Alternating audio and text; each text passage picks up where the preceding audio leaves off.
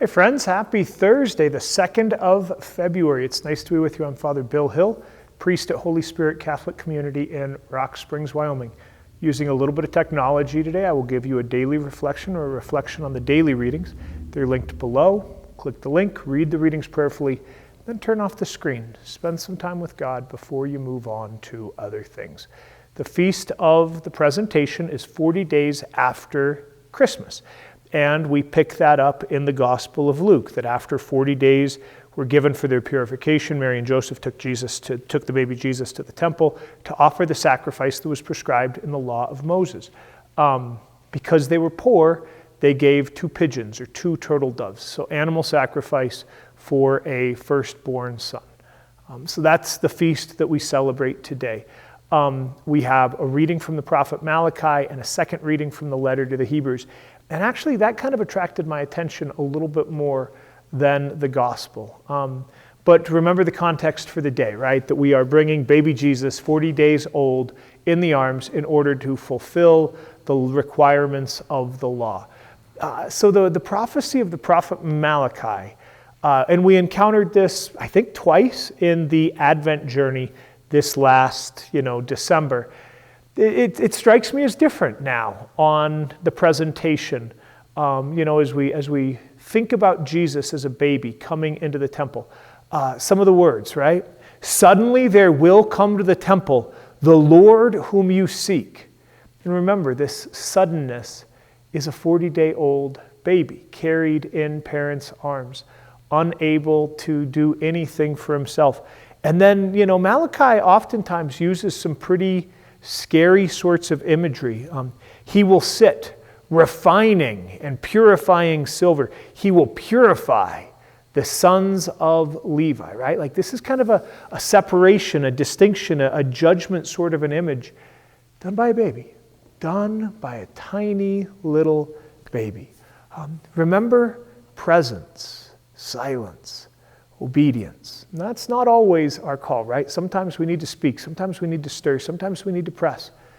But maybe today, as we imagine this baby and parents and family fulfilling requirements of the law, maybe we trust that even presence, the presence of God in our own life, our own loving, faith-filled presence in whatever way, that this cooperates with God's grace and God's goodness, that perhaps just being ourselves today is exactly what we are called to do.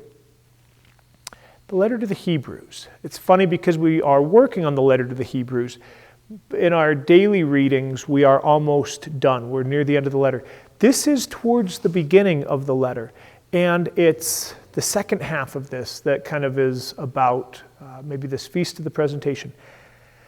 He didn't help angels, but rather the descendants of Abraham. He became like us, brothers and sisters in every way, that he might be a merciful and faithful high priest before God to expiate the sins of the people. Because he himself was tested through what he suffered, he is able to help those who are themselves being tested. And as I read that, I was thinking about another line from the letter to the Hebrews about he is like us in all things but sin. That's what today is about, right? Like the Son of God being carried into the temple and family fulfilling the requirements of the law, even though he is the giver of the law, right? Some of those contradictions that are there. And so we rejoice of God among us, like us in all things, like us in being tested and suffered in difficulties, like us in all thing but sin. Maybe the question on the Feast of the Presentation coming from the letter to the Hebrews. What's the part of your life that you're most struggling with? The area of yourself that's most difficult for you to accept and integrate and bring into the presence of God? For some of us it might be shame or guilt. For others of us it might be, struggles to integrate sexuality. For others it might be desires and plans and dreams for our lives that we really don't see as how we're going to make those happen. Right? Like what's the area of our life that's hardest for us to integrate? And maybe, use this as an opportunity to invite God in light and love and mercy into that area that's a challenge even for you. All right. May the light of God dawn upon all people. A bit of the words of the prophet Simeon in the gospel. May we all appreciate the growing light and grace of God in our lives. Happy feast day, y'all. God bless.